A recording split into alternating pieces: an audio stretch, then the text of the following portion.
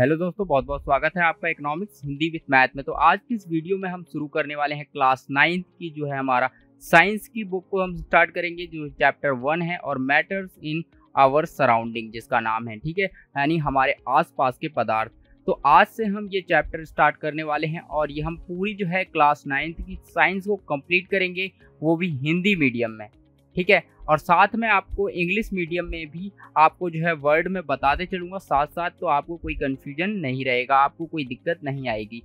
तो definition same होने वाली है और कॉन्सेप्ट जो है यूज होता है वो सारा सेम होने वाला है, बस आपका डिफरेंस रहेगा हिंदी और इंग्लिश का। तो मैं वर्ड का वो मैं आपको बता दूंगा, एज ही आप लिख सकते हैं। तो मैं ये हिंदी में एक्सप्लेन करने वाला हूँ पूरी बुक को। क्लास जो है 9th की साइंस की बुक है, इसको पूरा हम पढ़ेंगे। लेकिन हमें यहाँ पर जो वीडियो आपको कराने वाला हूँ इसके अंदर यहाँ पर मैं पूरी कॉन्सेप्ट बुक वाइज जो है पूरा जो है हम कॉन्सेप्ट जो है बुक का जो है वो हम नहीं करेंगे। यहाँ पर जो है मैं आपको नोट्स से पढ़ाने वाला हूँ और इन नोट्स के अंदर जो है मैंने कवर किया है 80 to 90% आपके मोस्ट इम्पोर्टेंट टॉपिक जो भी आते हैं वो सारे के सारे मैंने कवर कर लिए हैं। तो हम पढ़ेंगे बहुत सारे टॉपिक, जो भी सारे के सारे टॉपिक हम स्टडी करने वाले हैं, देख सकते हैं आप। तो ये सारे टॉपिक्स हम कवर करेंगे, ठीक है। तो आपका 80 to 90% टॉपिक का आपका कंप्लीट हो जाएगा साइंस का, और उसके बाद आप जो बचा हुआ टॉपिक है वो आप जो है बुक रीड कर सकते हैं, एनसीईआरटी पढ़ सकते हैं। उसके बाद आपका 100% कंप्लीट हो जाएगा। तो चलिए वीडियो को शुरू करते हैं और देखते हैं हम पहला चैप्टर क्लास 9th का साइंस का चैप्टर, ठीक है, जिसका नाम है मैटर्स इन आवर सराउंडिंग, यानी हमारे आसपास के पदार्थ। तो यहाँ पर हमारा जो है चैप्टर से ही स्पष्ट हो जाता है कि हमें पता चल रहा है कि ये जो चैप्टर होने वाला है हमारे आसपास के पदार्थ के बारे में होने वाला है। मैटर्स मतलब होता है यहाँ पर पदार्थ, यानी जो हमारे आसपास जो भी पदार्थ दिखते हैं। अब हमें पदार्थ, हमारे पास जो आसपास जो भी चीज़ें दिखती हैं तो आप कह सकते हैं वो एक तरह से पदार्थ हैं। तो हम यहाँ पर जो है डेफिनेशन वाइज समझेंगे और कॉन्सेप्ट को लेकर भी समझेंगे। तो चलिए हम देखते हैं यहाँ पर हमारा पहला जो है पदार्थ। यहाँ पर पदार्थ की बात की गई है तो पदार्थ को हम समझ लेते हैं। यहाँ पर क्या है कि पदार्थ को बताया गया है पदार्थ क्या है, ठीक है। तो यहाँ पर पदार्थ बता रखा है कि विश्व में प्रत्येक वस्तु, यानी जो विश्व के अंदर जो प्रत्येक वस्तु होती है, प्रत्येक वस्तु जिस सामग्री से बनी है, यानी विश्व में जो है प्रत्येक वस्तु जिस सामग्री से बनी हुई है उसे पदार्थ कहा जाता है, ठीक है। क्या कहा जाता है? विश्व में प्रत्येक वस्तु जिस सामग्री से बनी होती है उसे पदार्थ कहा जाता है। और हमारे आसपास जो है, जो भी हमारे आसपास जो है विद्यमान हर वस्तु में पदार्थ है, मतलब जो भी हमारे आसपास की कोई भी वस्तु होती है उन सभी में पदार्थ विद्यमान होता है। विद्यमान का मतलब है कि उसमें समाहित होता है, पदार्थ से वो वस्तु बनी होती है। तो यहाँ पर अब अगर मैं आपको एग्जांपल दूँ तो यहाँ पर देख सकते हैं ये गिलास है, इसके अंदर पानी है। तो यहाँ पर ये एक वस्तु है, तो ये भी एक पदार्थ से बनी हुई है, ठीक है। यहाँ पर देख सकते हैं ये आइसक्रीम है, तो ये भी एक पदार्थ से बनी है। ये यहाँ पर ज्वालामुखी, ये भी पदार्थ से बना है। तो हर चीज़ जो आप देखते हैं अपने आसपास वो पदार्थ से ही बनी होती है, ठीक है, उसके अंदर पदार्थ होता है। तो आप उस वस्तु को भी पदार्थ कह सकते हैं। और यहाँ पर देखिए 3 अवस्थाओं में पदार्थ पाया जाता है। तो ये हम इसके बारे में आगे इस वीडियो में पढ़ेंगे। तो आप देखते हैं सबसे पहले हमारा क्या चीज़ है, हमारा पदार्थ आपका क्लियर हो गया कि पदार्थ क्या है, कि हमारे आसपास जो भी वस्तु विद्यमान है और जिस सामग्री से बनी है, यानी विश्व में प्रत्येक वस्तु जिस सामग्री से बनी होती है वह क्या होता है? पदार्थ होता है। यानी यहाँ पर अगर ये आइसक्रीम की बात करें तो अगर ये आइसक्रीम जिस वस्तु से बनी हुई है, यानी जिस आइसक्रीम को बनाने में जिस वस्तु का यूज हुआ है ना, वही क्या कहेंगे, वही हमारा क्या है? पदार्थ है, ठीक है, वही हमारा पदार्थ है।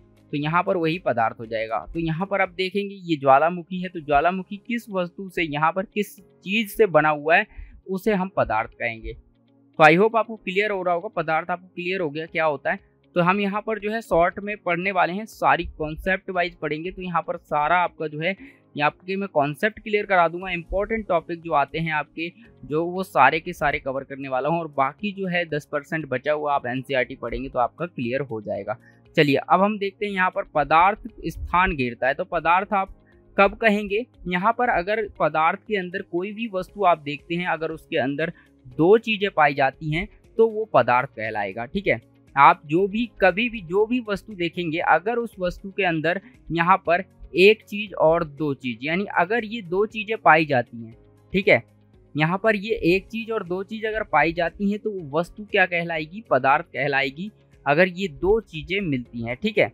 तो सबसे पहली चीज है कि यहाँ पर कोई भी वस्तु होगी, जैसे कि मान लीजिए यहाँ पर खाली जगह है, अब यहाँ पर कोई भी वस्तु रखी होगी तो वो क्या करेगी, यहाँ पर या कोई भी वस्तु रखी होगी तो वो क्या करेगी, जगह है घेरेगी, यहाँ पर क्या है, जगह को घेरेगी। तो यहाँ पर देखिए कोई भी वस्तु नहीं थी, खाली था, तो यहाँ पर एक वस्तु रखी गई, तो ये इसने क्या किया, इतनी जगह को इसने घेर लिया। तो हमेशा जो भी पदार्थ होगा वो क्या करेगा, जगह को घेरेगा, यानी स्थान घेरता है। कोई भी पदार्थ होता है वो स्थान को घेरता है, क्या करता है, यहाँ पर स्थान घेरता है, ठीक है, स्थान को घेरेगा। दूसरा है यहाँ पर उसका कुछ ना कुछ द्रव्यमान होगा, द्रव्यमान, ठीक है। तो यहाँ पर कुछ ना कुछ उसका क्या होना चाहिए, द्रव्यमान होना चाहिए। द्रव्यमान का मतलब है कि उसका मास होना चाहिए, यहाँ पर आप मास कह सकते हैं द्रव्यमान को, ठीक है। तो यहाँ पर आपका द्रव्यमान होता है वस्तु के अंदर और यहाँ पर स्थान घेरती है।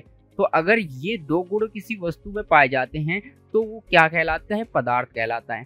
तो चलिए अब आपको आई होप यहाँ पर क्लियर हो गया पदार्थ क्या होता है। अब हम बात करते हैं आगे, वीडियो में देखते हैं यहाँ पर क्या है। दूसरा जो है हमारा पदार्थ, यहाँ पर क्या है, कणों के भौतिक गुण।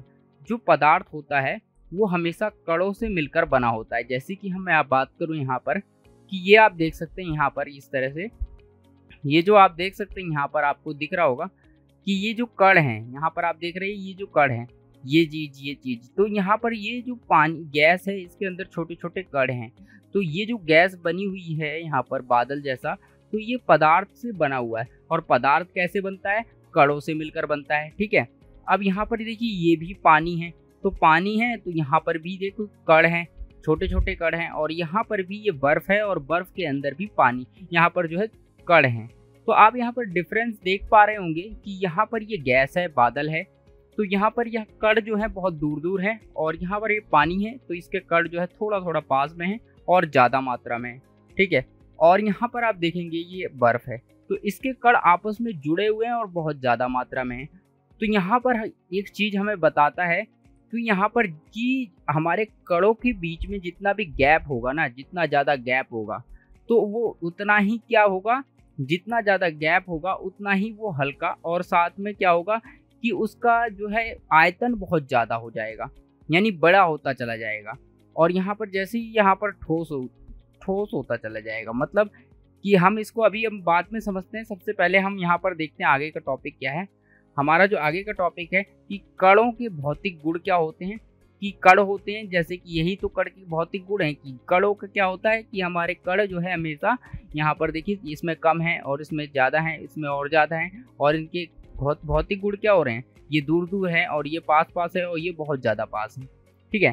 तो यहाँ पर हमें यही चीज़ समझनी है। पदार्थ के कण से, सबसे पहले पदार्थ का भौतिक गुण है कि पदार्थ जो है कणों से बना होता है, ठीक है। दूसरा है कि ये सतत नहीं होते, कि मतलब क्या होता है कि सतत का मतलब है कि ये जो कण हैं हमारे एक के बाद एक नहीं है, ये इधर उधर फैले हुए हैं, ठीक है।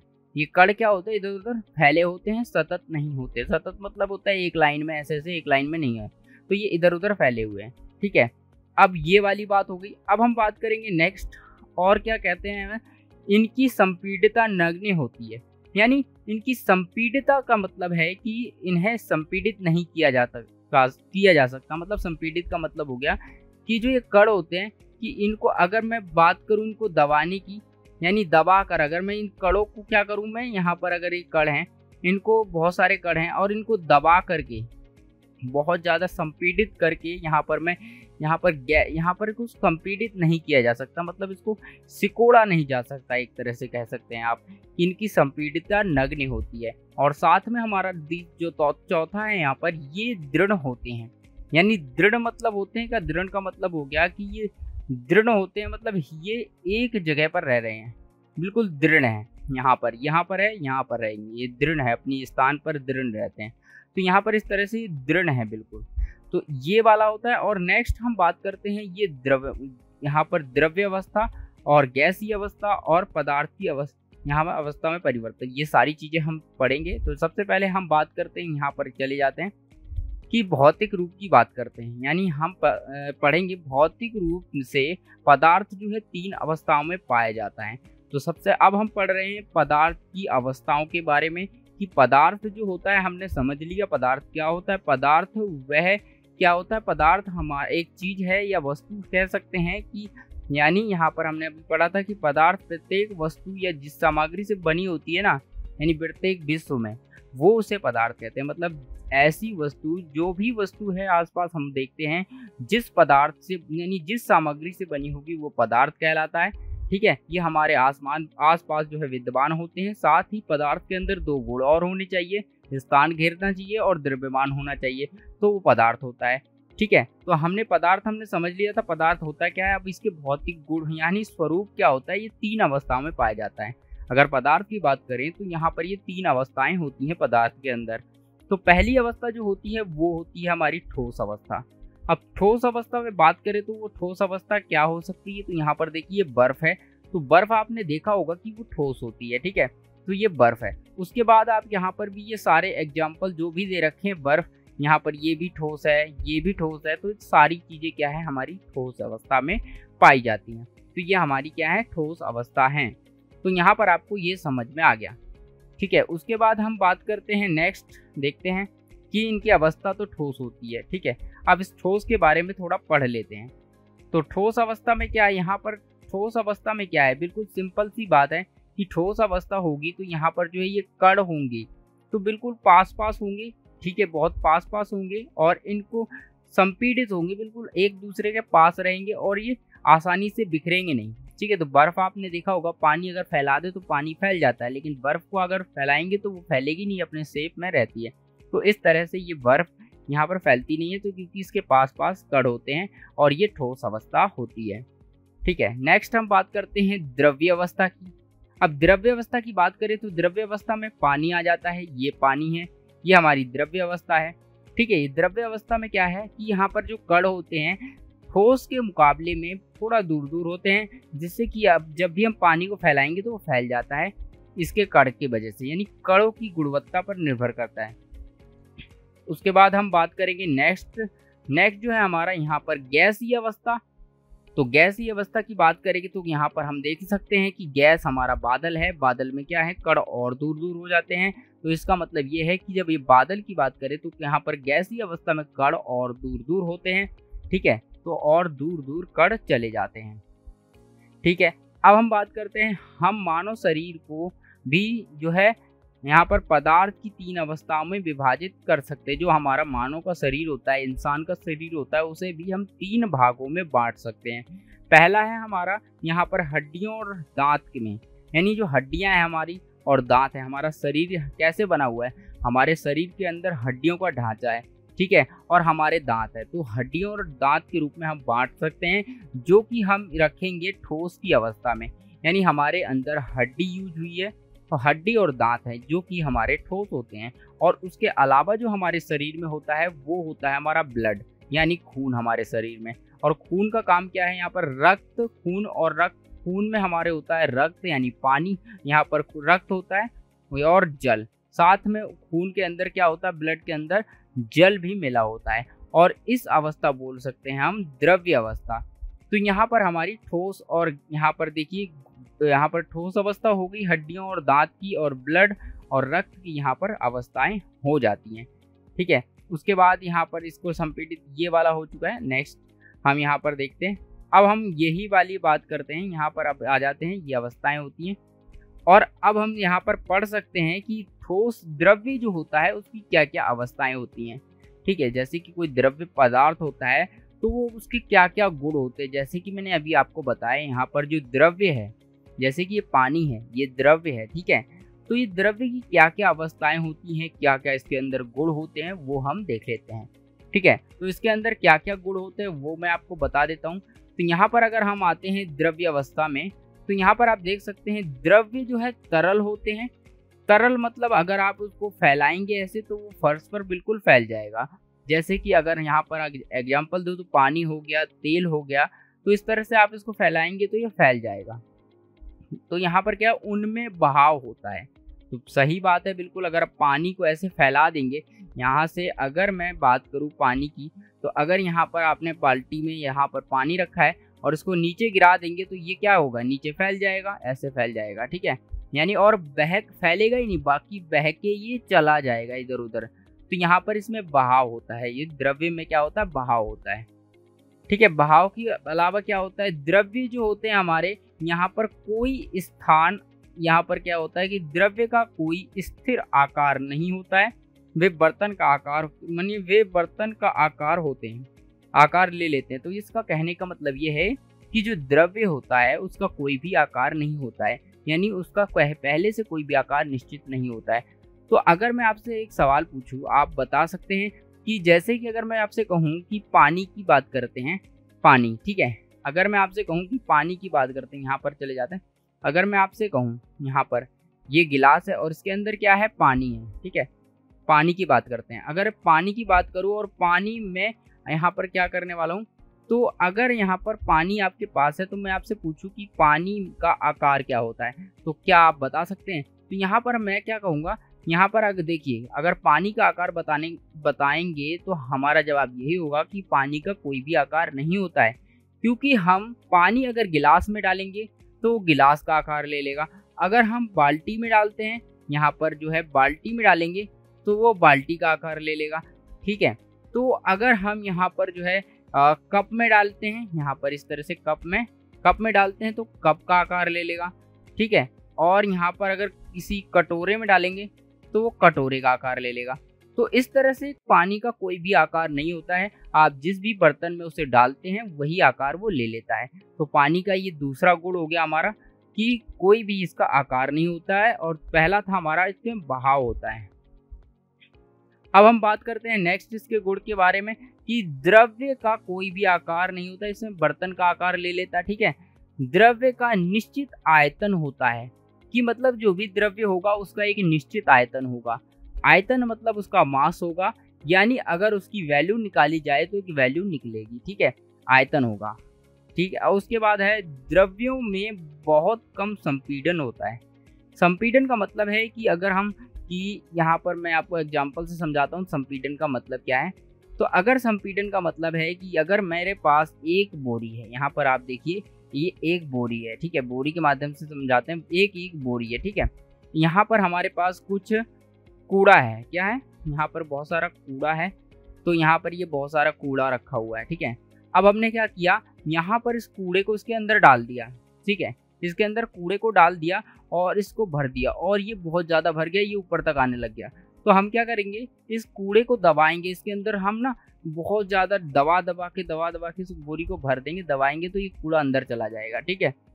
लेकिन वहीं अगर हम बात करें यहाँ पर पानी की, अगर ये पानी यहाँ तक भर गया और उससे ज़्यादा हो गया तो फैल जाएगा ना, ठीक है। ये कूड़े के साथ हो सकता है लेकिन यहाँ पर पानी के साथ नहीं हो सकता। अगर हम पानी को बहुत ज़्यादा दबाएंगे तो पानी इतना ज़्यादा नहीं दब सकता है, पानी को हम इतना ज़्यादा नहीं दबा सकते हैं। क्यों नहीं दबा सकते, उसका रीज़न ये है कि यहाँ पर आप देख सकते हैं जो पानी के कण होते हैं वो काफ़ी पास होते हैं, इसी कारण से ये पहले से ही इतने पास हैं, तो हम और ज़्यादा पास नहीं कर सकते हैं। अगर और ज़्यादा करेंगे तो ये बर्फ़ ही बन जाएगा, ठीक है।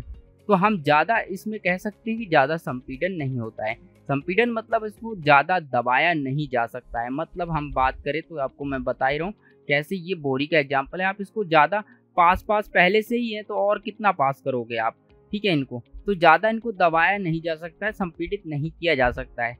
लेकिन अब वहीं अगर गैस की बात करें, अगर ये गैस के कण होते, ये वाले कण होते, तो इनको दबाया जा सकता था, ठीक है। तो यहाँ पर इनमें कम संपीड़न होता है। अब हम बात करते हैं नेक्स्ट, हमारा जो टॉपिक है यहाँ पर हमारा है गैसीय अवस्था। तो गैसीय अवस्था में क्या है, हमारा गैसीय अवस्था की बात करते हैं कि गैसों में बहाव होता है। गैस जो होती है, कोई भी गैस पर देखेंगे तो आप उसमें बहाव देखेंगे। इसमें भी क्या होता है, तरल होते थे, ये बहाव होता था। इनमें गैस में भी बहाव होता है, गैस में तो बहुत ज़्यादा बहाव होता है तरल के मुकाबले। क्यों, यहाँ पर अगर आप देखेंगे गैस है, जो हमारे गैस के कण हैं बहुत ज़्यादा दूर हैं और इनमें गैप बहुत ज़्यादा है, ठीक है। दूर कण फैले हुए हैं, गैप बहुत ज़्यादा है, और यहाँ पर जो है पानी में इतना कम था, तो इनमें बहाव बहुत ज़्यादा है कि आप बादल देखेंगे तो यहाँ से वहाँ उड़ के चले जाते हैं। क्योंकि उनमें क्या है, बहाव बहुत ज़्यादा है। ठीक है, यहाँ पर पानी के मुकाबले ही बहुत ज़्यादा बहाव होता है गैस में। ठीक है, अगर आपने गैस सिलेंडर देखा हो तो आप यहाँ जब भी गैस निकलती है उसमें आप भराने गए हों तो यहाँ पर आपने देखा होगा कि गैस जब निकलती है गैस सिलेंडर से बड़ी तेज़ी से निकलती है। या फिर आप कहें कि एक गुब्बारा ले लें, यहाँ पर एक गुब्बारे का एग्जाम्पल लेते हैं। अगर आप एक गुब्बारा लेते हैं, यहाँ पर एक गुब्बारे को इस तरह से फुलाएंगे तो यहाँ पर जब ये फूलेगा तो इसके अंदर गैस भर जाएगी और जब वो निकलेगी तो ये बड़ी आराम से निकल जाती है, बहुत जल्दी। उतने ही टाइम में अगर इस गुब्बारे को पानी से भरा होता, आप एक्सपेरिमेंट कर सकते हैं कि एक गुब्बारा लीजिए, उसके अंदर 2 गुब्बारे लीजिए, एक में आपको पानी भरना है और एक में आपको गैस भरनी है, तो और उसके बाद उसको छोड़ देना है। तो आपको देखना पाए कि कौन सा गुब्बारा जल्दी खाली होता है। तो आप नोटिस करेंगे कि आपका जो है गैस वाला गुब्बारा जल्दी खाली हो गया, क्योंकि इसमें ज़्यादा बहाव होता है। क्यों होता है? क्योंकि इसके जो कण होते हैं वो बहुत ज़्यादा दूर दूर होते हैं। ठीक है, इसीलिए ये जल्दी बहाव आ जाती है। तो ये हमारा यहाँ पर गैस का खत्म हो गया। यहाँ पर क्या है, बहाव का पता चलता है। नेक्स्ट जो हमारा गैस का गुण है वो हमारा है, यहाँ पर आप देख सकते हैं, गैसों में संपीड़न अधिक होता है। संपीड़न मतलब सीधी सी बात, उसको दबाया जा सकता है, जैसे कि मैंने आपको बताया, इसमें बोरी में भरा जा सकता है बहुत ज़्यादा।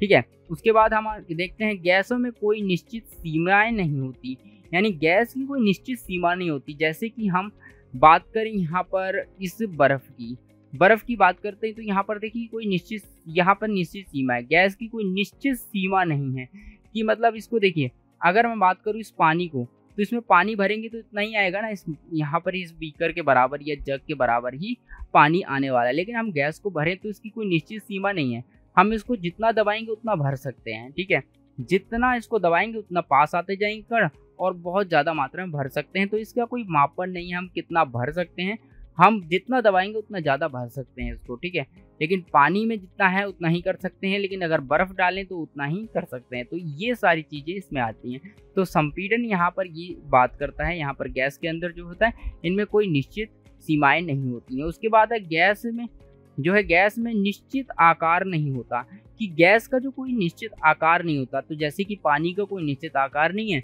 वैसे ही गैस का कोई भी निश्चित आकार नहीं होता है। जैसे कि अगर आप गैस को किस में भी डाल देंगे, अगर इस बर्तन में भर देंगे तो बर्तन का आकार ले लेगी। ठीक है, आपको ये पता कैसे चलेगा कि गैस में निश्चित आकार ले रही है? तो आप इसमें धूल के कण भी मिला सकते हैं, उससे क्या होगा कि आपको ये गैस दिखाई देगी। ठीक है, तो यहाँ पर आप अगर हवा भरेंगे तो उसमें आपको दिखाई नहीं देगी। तो एक खाली बोतल में आप इसको यहाँ पर भर सकते हैं तो आपको दिखाई देगी। तो आपको वैसे ही जिस बर्तन में आप उसके डालेंगे उसी बर्तन के आकार की दिखाई देगी।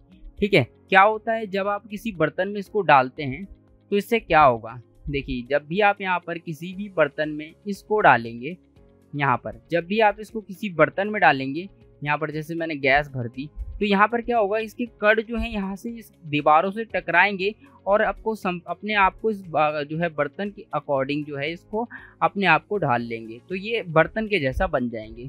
तो यहाँ पर जिस तरह से पानी करता था वैसा ही ये गैस भी करती है। तो इस तरह से सेम तरीका है, यहाँ पर क्या होता है, यहाँ पर वही चीज़ आ जाएगी जो कि पानी के साथ थी। नेक्स्ट है हमारा, गैस में कोई निश्चित आयतन नहीं होता, कि इसका भी कोई निश्चित आयतन नहीं है। ठीक है, यहाँ पर क्या होता है कि कोई भी निश्चित आयतन नहीं होता है। यहाँ पर द्रव्य का जो था निश्चित आयतन था कि इसे मापा जा सकता था, द्रव्यमान था इसका निश्चित। और यहाँ पर क्या है, यहाँ पर आयतन था बिल्कुल, और यहाँ पर आयतन नहीं है। ठीक है, कोई भी निश्चित आयतन नहीं होता है क्योंकि इसको संपीड़न बहुत ज़्यादा किया जा सकता है और इसकी एग्जैक्ट वैल्यू का पता नहीं लगाया जा सकता है। ठीक है, तो यही कारण है कि ये ऐसा नहीं होता है। अब हम देखते हैं हम पदार्थ की अवस्थाओं में परिवर्तन, कि जो हमारे पदार्थ होते हैं उसमें कौन कौन सी अवस्थाओं में परिवर्तन होता है। तो अभी हमने देख ही लिया है, इतनी सारी अवस्थाएं हमने देखी हैं, कौन कौन सी अवस्थाओं में आता है परिवर्तन। तो अभी हम और आगे बात करते हैं। तो गैस यहाँ पर देखिए 3 अवस्थाओं में परिवर्तित होता है, कि हम यहाँ पर देखेंगे चेंजेस स्टेट ऑफ मैटर्स, यानी जो है पदार्थ की अवस्था में परिवर्तन किस प्रकार से होता है।